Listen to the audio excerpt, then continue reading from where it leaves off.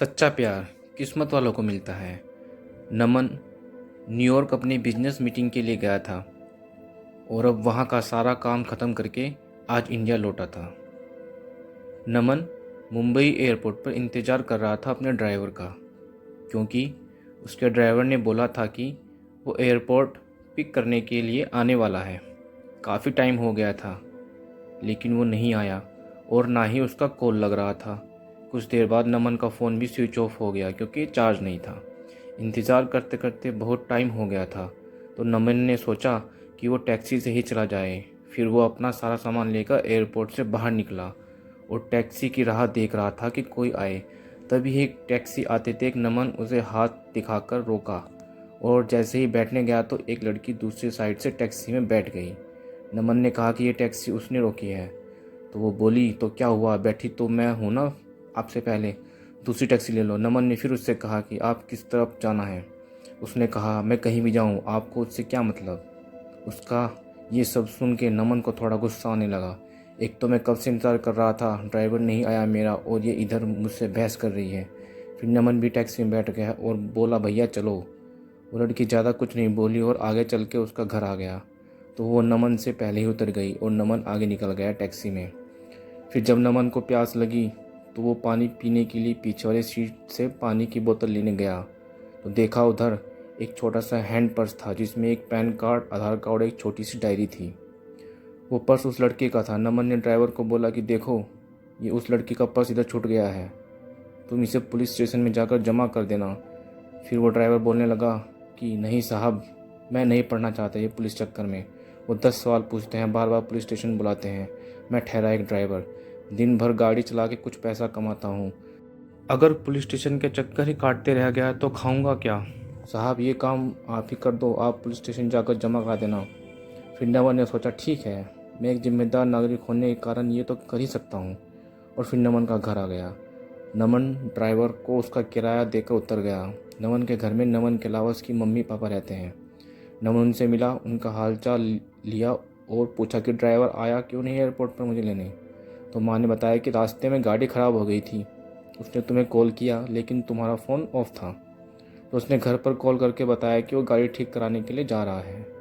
नमन ने कहा ठीक है और अपने कमरे में चला गया आराम करने।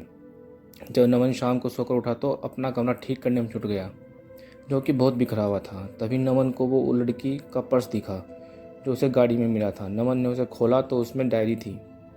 उसे निकाल के देखा, उसमें कुछ फ़ोन नंबर लिखे हुए थे। उसमें एक नाम था नीतू का। नमन ने उस नंबर पर कॉल किया और उसे बोला कि मुझे एक पर्स मिला है गाड़ी में जिसमें ये डायरी है, उसमें तुम्हारा नाम है और एक पैन कार्ड है, एक आधार कार्ड भी है। उसने पूछा कि आधार कार्ड पर नाम क्या है। नमन आधार कार्ड पर देखा और बोला अनीशा।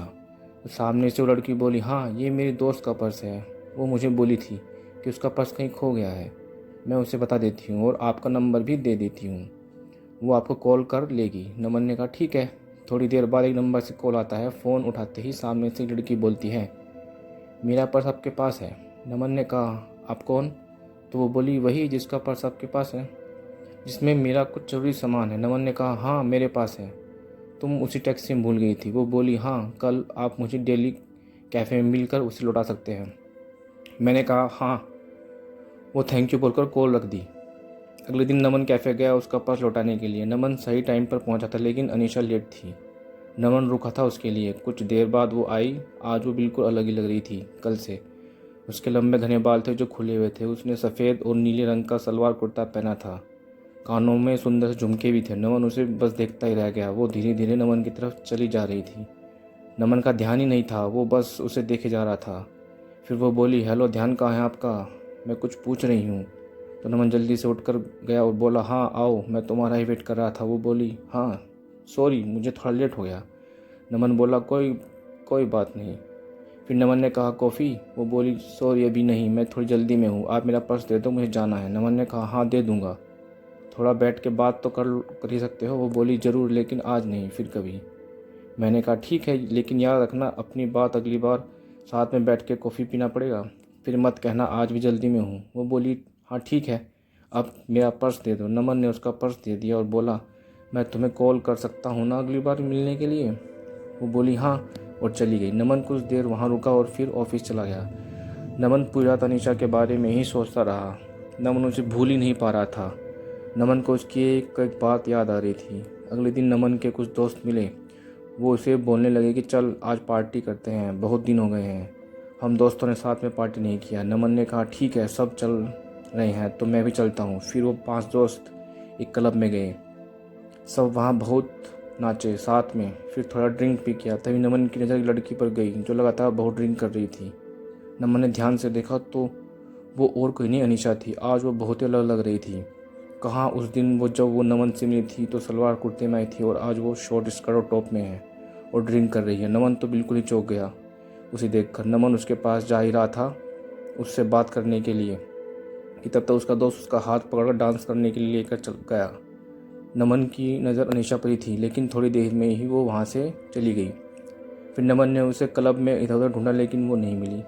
घर जाकर नमन ने उसे कॉल किया, कॉल भी नहीं उठा रही थी। नमन ने उसे बहुत बार कॉल किया लेकिन उसे नमन का एक भी कॉल का जवाब नहीं दिया। अगले दिन फिर नमन उसी टाइम पर क्लब गया ताकि अगर वो आज आई तो वो उधर ही उससे पूछ लेगा। नमन अंदर जाकर वेट कर रहा था लेकिन वो नहीं आई आज। फिर नमन ने उसे कॉल किया। इस बार उसने कॉल उठाया। कॉल उठाते ही नमन ने उससे पूछा कहाँ हो तुम। वो बोली क्यों, क्या हुआ। मैंने उससे बोला कि कल मैंने तुम्हें क्लब में देखा था, तुम हद से ज़्यादा ड्रिंक कर रही थी। क्या हुआ है, तुम्हें कोई किसी बात का टेंशन है क्या। वो बोली नहीं और कॉल कट कर दिया। नमन फिर उसे कॉल लगाया तो उसने कॉल नहीं उठाया। इस बार नमन वहाँ से घर चला गया। घर आकर उसने अनीशा को मैसेज किया कि अगर तुम्हें कोई किसी बात का टेंशन है तो मुझे बता सकती हो। उसका कोई रिप्लाई नहीं आया। 2-3 दिन हो चुके थे, अभी तक अनीशा ने कुछ नहीं कहा था। नमन फिर अनीशा को कॉल किया। उसने कॉल उठाया। नमन ने बड़े आराम से बोला कि तुमने कुछ रिप्लाई नहीं दिया मेरे मैसेज का। वो चुप ही थी। नमन ने फिर बोला ऐसे चुप नहीं रहो, कुछ बोलो, कुछ परेशानी हो तो बताओ, मैं तुम्हारी मदद कर सकता हूँ। फिर नमन ने कहा अच्छा चलो कल उसी कैफ़े मिलो, तुम्हारा काफ़ी बाकी है एक मुझ पे। वो हाँ ठीक है बोल कर कॉल रख दी। नमन बड़ी बेचैनी से कल का इंतजार कर रहा था। अगले दिन वो सुबह सुबह उठा, अच्छे से तैयार होकर अनीशा से मिलने के लिए निकला। आज नमन खुद टाइम से पहले आकर इंतज़ार कर रहा था। थोड़ी ही देर में अनीशा आई। वो बहुत सुंदर दिख रही थी। आज उसने जींस टॉप पहना था और बाल वैसे ही खुले थे, वो वैसे जैसे आगे आ रही थी चल के। उसके बाल उसकी आंखों की तरफ आ रहे थे, उन्हें ठीक करती हुई आ रही थी। वो आकर नमन के सामने वाली कुर्सी पर बैठ गई। वो शांत थी। नमन ने पूछा कॉफ़ी। वो हल्की सी मुस्कुराहट के साथ बोली हाँ। नमन ने वेटर को कॉफ़ी के लिए बोला और अनीशा ने बोला चलो अब बताओ क्या बात है जिससे तुम परेशान हो। पहले तो वो कुछ नहीं बोल पा रही थी। फिर नमन ने कहा बोलो कुछ। वो बोली कि मैं मुंबई में अकेले रहती हूँ, यहाँ मैं अपना करियर बनाने के लिए आई हूँ। ये बोलते वो चुप हो गई। मैंने कहा हाँ आगे बोलो, इसमें क्या हुआ है, ये तो अच्छी बात है, तुम अपने करियर पे इतना ध्यान दे रही हो। फिर वो बोली लेकिन अब नहीं हो पा रहा है, मेरे काम में बिल्कुल ध्यान नहीं रहता, मुझे अपने बॉस से बहुत बार अब डांट सुननी पड़ती है और उसने तो ये तक कह दिया कि अगर ऐसा ही चलता रहा तो मुझे नौकरी से निकाल देगा। 2 महीने हो गए हैं मेरे इस बर्ताव से, मुझे रोज़ डांट सुननी पड़ती है। मैंने उससे पूछा ऐसा क्या हो गया कि तुम इतनी परेशान रह रही हो। वो चुप हो गई फिर से। फिर थोड़ी देर बाद बोली मुझे कैंसर हो गया है। ये सुनकर नमन घबरा गया। आगे वो बोलती रही 2 महीने पहले मैंने चेकअप करवाया था तो डॉक्टर्स ने बोला कि मुझे कैंसर हो गया है, अभी सेकंड स्टेज में है। ये सुनकर मैं तब से परेशान रहती हूँ कि कैसे मैं सब करूँगी। मेरा इस दुनिया में कोई नहीं है, बचपन से ही मैं अनाथ हूँ, बस कुछ ऑफिस के दोस्त हैं। मैं ये बात अपने ऑफिस में भी नहीं बता सकती कि अगर बॉस को पता चला तो वो मुझे कहीं नौकरी से न निकाल दे। 3 महीने पहले ही मेरा प्रमोशन हुआ है, मुझे हेड ऑफ द डिपार्टमेंट बनाया है और ये सब हो गया है। अब मैं क्या करूँ, कुछ समझ नहीं आ रहा है। ये सब सुनकर नमन ने धीरे से उसका हाथ अपने हाथ में लिया और बोला तुम अकेली नहीं हो, मैं तुम्हारे साथ हूँ। वो चुपचाप नमन की ओर देखने लगी। नमन ने कहा हाँ तुम सही सुन रही हो, मैं तो उसी दिन से तुम्हें पसंद करने लगा था जिस दिन तुम अपना पर्स लेने के लिए मुझसे मिलने आई थी। ये सुनकर उसने अपना हाथ पीछे कर लिया। नमन ने पूछा क्या हुआ, हाथ क्यों हटा लिया तुमने। वो बोली नहीं ये सब ठीक नहीं है, मेरी ज़िंदगी का ही भरोसा नहीं है और मैं तुम्हें मेरी वजह से कोई परेशानी नहीं दे सकती। नमन उसे प्यार से समझाया कि नहीं तुम मुझे कोई परेशानी नहीं दे रही हो, मैं तुम्हारा ध्यान रखना चाहता हूँ, तुम्हें अपनी ज़िंदगी का हिस्सा बनाना चाहता हूँ, मैं हमेशा तुम्हारे साथ रहूँगा, कभी तुम्हें अकेला नहीं छोड़ूंगा। वो बोली नहीं तुम समझो, कल को पता नहीं मैं रहूं ना रहूं, तुम क्यों खुद को किसी परेशानी में डाल रहे हो।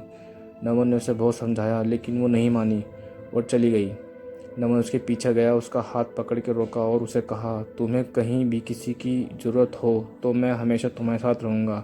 और फिर अनीशा चली गई। नमन उसे रोज़ उसका हाल पूछता था। वो डॉक्टर के पास चेकअप के लिए गई कि नहीं, टाइम पर सब दवाइयाँ ले रही है कि नहीं। उस दिन के बाद नमन ने कभी उसे अकेला नहीं महसूस होने दिया। नमन उसे रोज़ फ़ोन करता था, उसका हाल पूछता था। 4 महीने हो चुके थे ऐसे बात करते करते। एक दिन शाम को फ़ोन पर बात करते करते अनीशा बेहोश हो गई। नमन उसे पुकारता रहा लेकिन वो कुछ नहीं बोल रही थी। नमन तुरंत उसके घर जाने के लिए निकल गया। उधर पहुंचा, देखा कि अनीशा के घर पर कोई नहीं था। फिर उसके पड़ोसी से पूछा तो पता चला वो उसे हॉस्पिटल लेकर गए हैं। मैं तुरंत हॉस्पिटल पहुंचा, इनके एड्रेस पर उसके बारे में पता किया और उसके रूम की तरफ गया। वह 2-3 लोग खड़े थे जो अनीशा को हॉस्पिटल लेकर आए थे। नमन ने उससे पूछा कि क्या हुआ अनीशा को, तो वो बोले कि अनीशा अपने घर में बेहोश होकर गिर गई है। वो तो उसके घर का दरवाज़ा खुला था तो एक बच्चे को बॉल खेलते खेलते उसके घर में चली गई, तो हमने जाकर देखा ये बेहोश पड़ी थी। अनीशा अकेले रहती है यहाँ, तो हम उसके हॉस्पिटल ले जाकर आए हैं। तभी आईसीयू से एक डॉक्टर बाहर आए और बोले अनीशा की हालत ख़राब है, हमें उसका ऑपरेशन करना पड़ेगा। नमन ने पूछा, ऑपरेशन के बाद अनीशा बिल्कुल ठीक हो जाएगी ना। डॉक्टर ने कहा, अभी कुछ बोल नहीं सकते हैं। नमन ने कहा, डॉक्टर आप ऑपरेशन की तैयारी कर लीजिए और पैसे की कोई फिक्र ना करें। ये सुनकर डॉक्टर चले गए। पूरे 5 घंटे बाद ऑपरेशन रूम से डॉक्टर बाहर आए। नमन जल्दी से डॉक्टर के पास गया और पूछा, अनीशा कैसी है। डॉक्टर ने कहा, ऑपरेशन सक्सेसफुल हुआ है, घबराने की बात नहीं है कुछ। नमन की जान में जान आई। उसने पूछा, क्या मैं अनीशा से मिल सकता हूँ। डॉक्टर ने कहा, अभी नहीं, कुछ देर बाद। नमन ने कहा, ठीक है। फिर नमन बाद में अनीशा से मिला। वो नमन को देखकर रोने लगी। नमन उसके पास बैठा। उसने कहा कि बोला था ना मैं हमेशा तुम्हारे साथ रहूँगा। ये सुनकर अनीशा और रोने लगी। नमन उसे चुप कराए और कहा, अभी अभी तुम्हारा ऑपरेशन हुआ है, ऐसे में तुम्हें रोना नहीं चाहिए। हम दोनों बहुत देर तक एक दूसरे को हाथ पकड़कर बैठे थे। फिर वो दोनों घर आए। नमन उसका बहुत ध्यान रखता था। नमन ने अनीशा के बारे में अपने घर वालों को बता दिया था, तो अब वो अनीशा के साथ ही रहता था, उसका ध्यान रखता था। अब जब अनीशा पूरी तरह से ठीक हो गई थी, तब दोनों ने शादी कर ली और हमेशा के लिए दोनों एक साथ हो गए।